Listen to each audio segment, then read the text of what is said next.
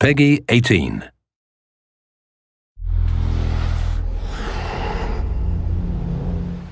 Hi, my name is Ashraf Ismail, Game Director of Assassin's Creed 4 Black Flag, and I'm very proud to be showing off the Caribbean open world.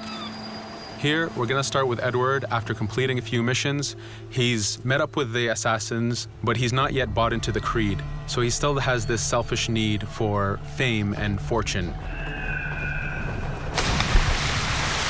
Edward is one of the most unique characters we've created for the Assassin's Creed universe. He is a man who is still trying to figure out who he is in life and what he wants to get out of it. At this point in the story, he still wants that fame, so one way to get it is to complete these assassination contracts. This is a way to make money and to gain a bit of notoriety. So here we go. We have 2 targets to take out, 2 Templar brothers. So we're going to accept the contract, and the world map is going to show us where this contract takes place. So we see here that the contract is actually very close to us. It starts in the village we're in, but as we zoom out, we want to show you the world that we have. Many locations, over 50 locations, centered by Cuba, the Bahamas, and Florida up north. This is a massive world. There's a lot to find and do in this Caribbean Sea. But now we'll get back to the Fisherman Village and go after our targets. The Fisherman Village, it's one type of location in this world. It's really here as a convenience to the player. This is where you can start missions, where you can shop to upgrade Edward and the Jackdaw itself. It's really about the mood and the ambiance of the Caribbean Sea. In the distance, we have a tavern that we're approaching. Taverns are places where you can hire crew, play mini games, drink if you wish. But for now, we're going to focus on the targets and take them out.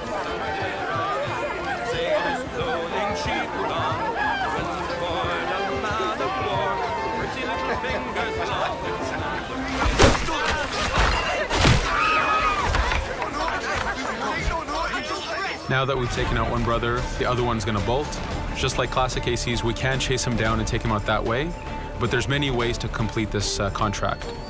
We can use the new free aim system to shoot him this way, to eliminate him that way. We can jump onto the ship and take him out with his crew, but instead we're going to let him escape into the sea and follow him with the Jackdaw. This is your ship. This is the second main character of the game. You're going to have to customize and upgrade the ship as you go on this journey with Edward.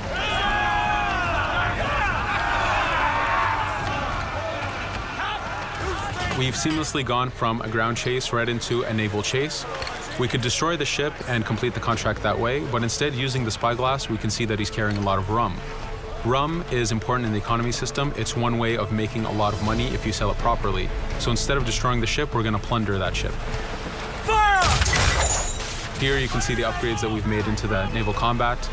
Using the front cannons, you can shoot chain shots to slow down the ship.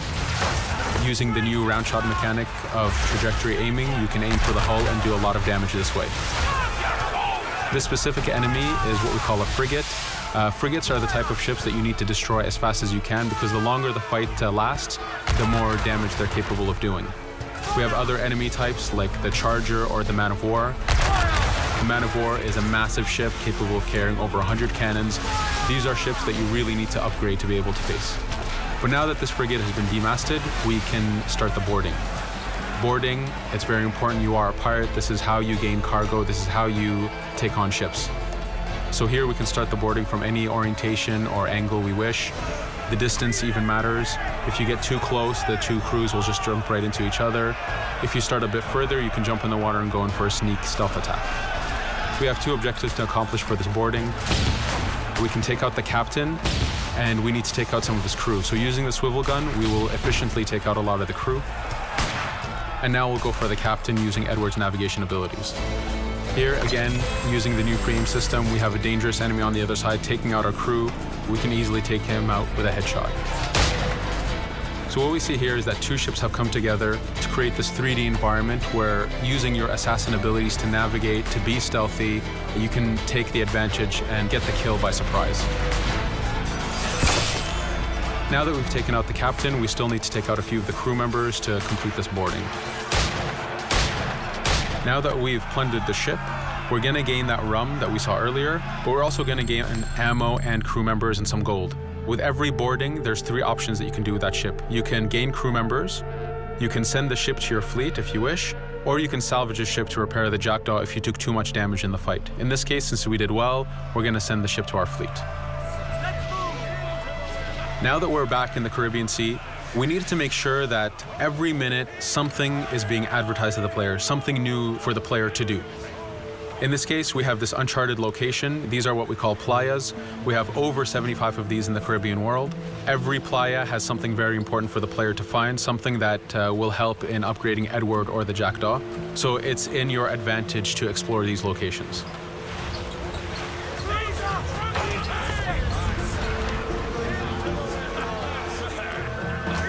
Again, for us, seamlessness is very important.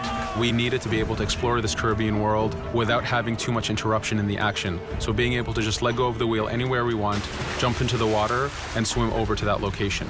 This is very important for the mood and the immersiveness of this Caribbean open world. Here, as we get on the playa, in the distance we can see that there's a faction battle, but closer to us we can see that there's this poor drunken sailor who's passed away. But being a pirate, of course, we're going to loot his body and see what he has for us.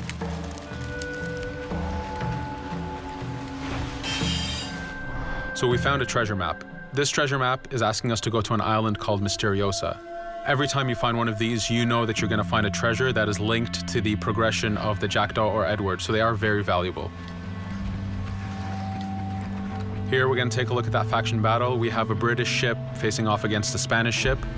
We could jump in and take advantage of this opportunity, allowing each ship to weaken the other and for us to plunder both. But now we're going to make our way back to the Jackdaw. Again, this is the second main character of the game. There's a lot of customization and a lot of upgrading to do on the Jackdaw. You can upgrade all the weapons to fit the playstyle you wish.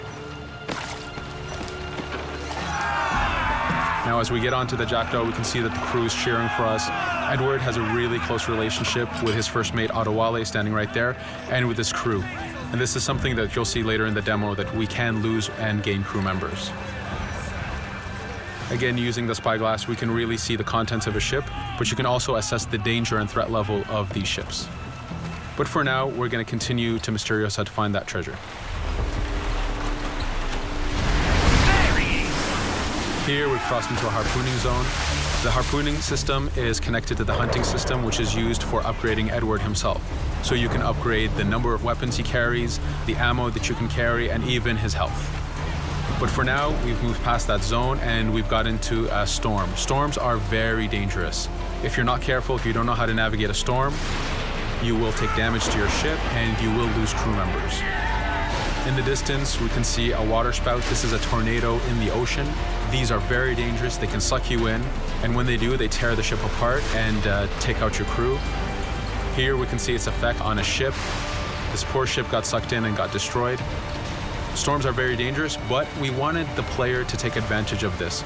When you've mastered a storm, when you know how these systems work, you can pull enemies into a storm and let the storm do damage for you. So there is a strategic element to using a storm in the world.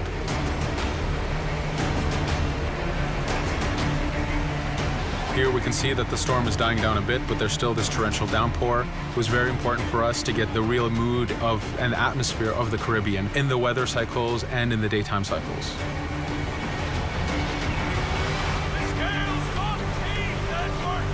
But here, since we've survived the storm, did pretty well, let's order our crew to sing. Sea shanties are a part of this game. It's a collectible that you can find in the world. So the more you find, the bigger playlist you have for your crew. But for now, we've made it to Misteriosa. So again, we're going to seamlessly get off our ship and explore this location. Misteriosa is a Mayan ruin. Mayan ruins are heavy with stealth and navigation capacities. There's a lot of treasures and hidden discoveries to be found in these locations.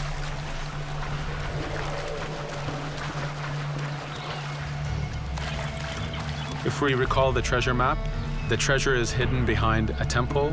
So just by quickly looking around, we can see that temple looks about right. So that's our objective. We'll head there.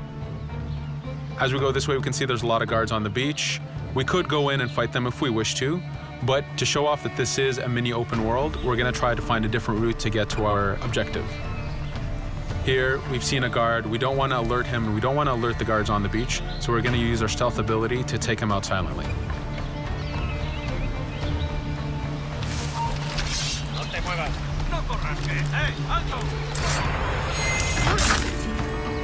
With AC3, we were able to push the navigation in the frontier, which means using natural environments like trees and rocks and so on. Mayan ruins are the perfect place where we mix man-made structures and these natural environments. So you really get to feel how far the navigation abilities of the assassin have come since the original game. In the distance there, we can see another part of the island being blocked off by a patrol of guards. We're going to avoid it for now and go for that treasure.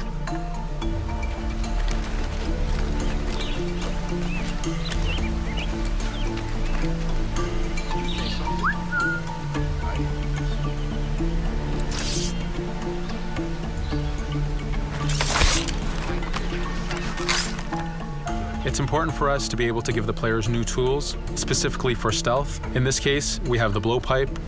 Using the berserk darts, you make your enemies go crazy. Effectively, this means that they'll attack anything and everything in sight, including their own friends, animals, or Edward if he was in the way. So you do have to be careful with how you use it.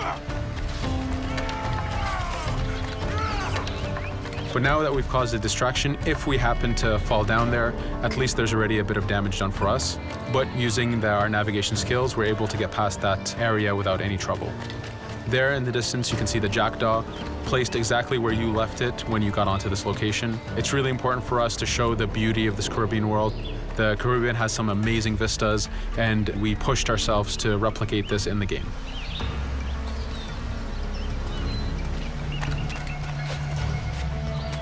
As we continue forward, we can see in the distance there's a couple prisoners that are taken hostage. This is a scenario that you need to use stealth. If you're detected by those guards, they will kill the hostages. So in this case, it's to your advantage to use the environment to figure out how you can take out those guards without being detected. In this case, it's 2 guards, so it's not too hard. There are other scenarios where you have more guards and you have to figure out how you can take all of them out at the same time. Now that we've freed these prisoners, they are more than happy to join our crew. This is just one way of gaining crew members. As mentioned earlier, there's the taverns. There's actually many different setups of gaining crew.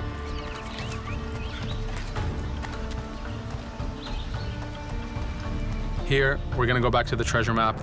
We can see that the treasure is actually behind the temple near a fountain. So if we just look around, we can see that it's around here.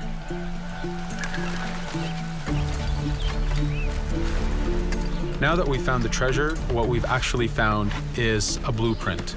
Blueprints are incredibly valuable for the upgrading of the jackdaw. This is how you can upgrade the biggest and most devastating upgrades of the ship.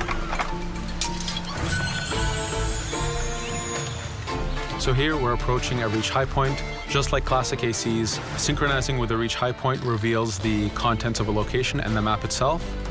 But as an added feature, because this game world is so huge, there are many different locations, this also becomes a fast travel point. So now you can, by synchronizing, now you can come back here anytime you wish to collect those treasures that we passed up a bit earlier. Here we've reached the end of the demo. This was a tease of the open world that we have. We're very excited to be able to show off this game and to let you play it very soon. Thank you for joining us.